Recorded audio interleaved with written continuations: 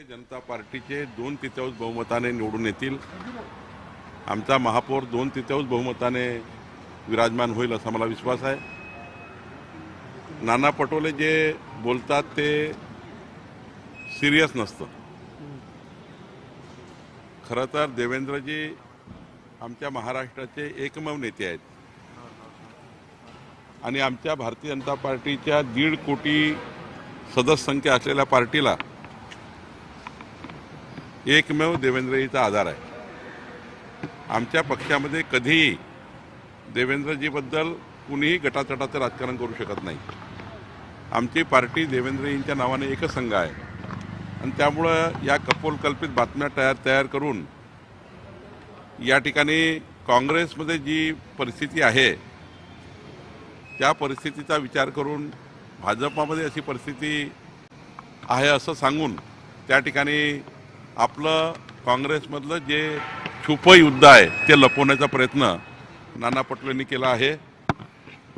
खरं तर आमचे नेते देवेंद्रजी यांच्यासोबत कोणीही गटातटाचं राजकारण करू शकत नाही।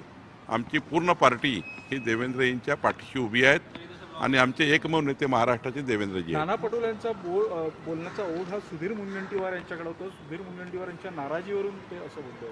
नाही, सुधीर भाऊ जरी कुठल्या कारणाने त्यांचे मतभेद असतील त्यांच्या चर्चेमध्ये, पण सुधीर भाऊ कधीही देवेंद्रजींच्या विषयावर कधीच नाराज राहत नाही। मतभेद थोडे लोकल लेवलचे आहेत, चंद्रपूरमध्ये आहेत, पण त्या ठिकाणी हा देवेंद्रजीच्याबद्दल कधीही सुधीर भाऊनी कुठल्याही पद्धतीने मनभेद केला नाही। कुठलीही पार्टी आमची या ठिकाणी देवेंद्रजीच्या नावाने कधी त्या ठिकाणी कुणाच्याही मनात काही शंका उरत नाही। देवेंद्रजी एकदा बोलले तो अंतिम पक्षाकरता निर्णय असतो आणि त्यामुळं सर्व पार्टी ही देवेंद्रजींच्याच मागे उभी आहे। त्यांनी आमच्या पक्षामध्ये 2 गट कधीच राहू शकत नाही। देवेंद्रजीचं नेतृत्व एवढं सक्षम आहे की त्यांना कुठल्याही गटातटाची गरज पडत नाही आणि आमच्या पक्षातही खाली कोणी गटतट करू शकत नाही। भाऊ, मुंबईमध्ये भाजपच्या प्रचार सभेमध्ये गर्दी जमवण्यासाठी महिलांना नाचवलं जात असल्याचा व्हिडिओ व्हायरल झालेला आहे। असं आहे की तो आनंद व्यक्त करतात लोक, त्यात गर्दीचा का संबंध आहे? आमच्या प्रचारामध्ये प्रसारामध्ये प्रचार आणि प्रसारामध्ये आमच्या महिलांनी आनंद व्यक्त केला असेल, त्यामध्ये एवढं बोलायची गरज काय? शेवटी हा महिलांचा आनंद आहे, त्यांनी तो व्यक्त केला असेल। केंद्रीय मंत्री छत्रपती शिवाजी महाराज मराठी उद्याला पहिले कोणी CR पाटील, केंद्रीय मंत्री CR पाटील म्हणते की शिवाजी महाराज हे पाटीदार समाजात नाही येतात, त्याचा महाराष्ट्रात सर्व स्तरात निषेध होता। त्यावरून थोडा वाद निर्माण झाला। नाही, ते का बोलले, कुठल्या संदर्भात बोलले याबद्दल मला माहिती नाही, पण छत्रपती शिवाजी महाराजांचा इतिहास संपूर्ण जगाला, देशाला, महाराष्ट्राला आणि प्रत्येक हृदयात प्रत्येकाला त्या ठिकाणी माहिती आहे। त्यामुळं ते कुठल्या संदर्भाने बोलले हे मला माहिती नाही। मुख्यमंत्र्यांची मुलाखत होणार आहे, तिकडे ठाकरे बंधूंची मुलाखत आणि मुख्यमंत्री त्या मुलाखतीचं उत्तर आपल्या मुलाखतीतूनच देणार असं कळतं। नाही, ठाकरे बंधूची मुलाखत मी परवाच सांगितलं की त्यांना लिहून दिलं असेल, त्यांनी त्यांना लिहून दिलं असेल, दोघंही एकामेकाला उत्तर देतील। तिसरं काहीच त्या मुलाखतीत नाही आहे, त्यामुळं फार काही सिरियस त्या मुलाखतीचं कोणी घेत नाही।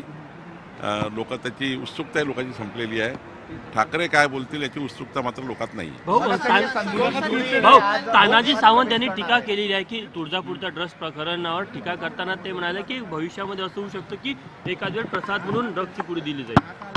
ते काय बोलले याच्याबद्दल मी काय बोलणे भाऊ, मनसेचे मोठे नेते संतोष धुळे भाजपच्या गळाला लागलेला आहे। काल त्यांची मुख्यमंत्र्यांसोबत अर्धा तास चर्चा झाली आणि आज ते भाजपमध्ये प्रवेश केला। नाही, माननीय मुख्यमंत्र्यांची चर्चा झाली आणि पुढची भूमिका आता माननीय आमचे अध्यक्ष रवींद्र चव्हाणजी ठरवतील। पैशाचा वापर करून बिनविरोध झाल्याचं संजय राऊतांनी आरोप केले। मी कालच सांगितलं की लोकशाहीमध्ये प्रगल्भ लोकशाहीचं लक्षण आहे की बिनविरोध निवडणुका होणे आणि अनेक ग्रामपंचायतचे सरपंच, अनेक नगरसेवक बिनविरोध झालेले आहेत, अनेक पक्षाचे झाले आहेत।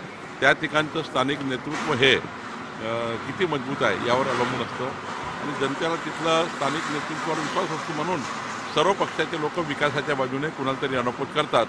त्यामुळे मला वाटतं हे जे मला तर वाटतं की जास्तीत जास्त निवडणुका अनपोज झाल्या पाहिजे, जास्तीत जास्त निवडणुकीचा ताण कमी झाला पाहिजे, लोकशाही मार्गाने निवडणुका झाल्याच पाहिजे, पण अनपोज झाल्याचा आनंद मात्र हा चांगलाच असतो, लोकशाहीमध्ये चांगला आहे। तुमच्या नागपुरात किती सभा आहे? तुमच्या नागपूर शहरात किती सभा? नागपूरमध्ये माझ्या 20 बैठका आहेत, 20 सभा आहेत। काल मी 4 ठिकाणी जाऊन आलो आणि 20 ठिकाणी मी जाणार आहे. मुंबईमध्ये शिंदेच्या शिवसेनेचा स्वतंत्र जाहीरनामा येत आहे.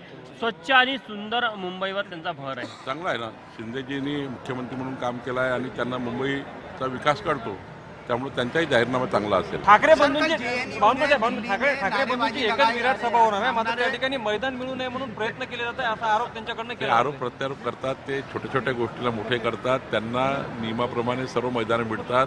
काहीतरी हवा तयार करून जनता जास्तीत जास्त आली पाहिजे. जनतेमध्ये त्या ठिकाणी अशा बातम्याच्या माध्यमातून लोक भावना निर्माण झाली पाहिजे. ते लोक काय करतात, प्रचारामध्ये त्यांचा एक ठरला आहे की भावनात्मक पद्धतीने आणि या ठिकाणी काहीतरी असा वाद तयार करून लोकांच्या मनात जागा निर्माण करण्याचा प्रयत्न आहे. कोणी कोणाला थांबवत नाही. लोकशाहीमध्ये निवडणुका लढण्याचा प्रत्येकाला अधिकार आहे आणि प्रत्येकाला ग्राउंड घ्यायचा अधिकार आहे, प्रत्येकाला सभा घ्यायचा अधिकार आहे. विराट घ्या नाही तर छोटी घ्या, टिल्लू घ्या नाही तर मोठी घ्या, पण तुम्ही सभा घ्या, काही फरक पडणार नाही आणि भावनात्मक बोलून काही होणार नाही. विकासाच्या मुद्द्यावर मतं मागितले पाहिजे आणि मला वाटतं, मी कालही सांगितलं, आजही सांगतो, देवेंद्र फडणवीसजी म्हणजे डेव्हलपमेंट आहे. डेव्हलपमेंट म्हणजे देवेंद्र फडणवीसजी आहे. हे महाराष्ट्राच्या जनतेला कळलं आहे. म्हणून भाजपाला महायुतीला मतं मिळणार आहे आणि 2/3 बहुमताने आमचे उमेदवार आणि आमचे महापौर निवडून येणार आहेत. त्यामुळं एक मोठा विजय महाराष्ट्रात होणार आहे. ठाकरे बंधूंच्या मुलाखतीला गांभीर्यानं घेण्याची गरज नाही असं बावनकुळे म्हणाले, तर नाना पटोलेंनाही गांभीर्यानं घेण्याची गरज नाही असं त्यांनी म्हटलंय. देवेंद्र फडणवीसांचं नेतृत्व सक्षम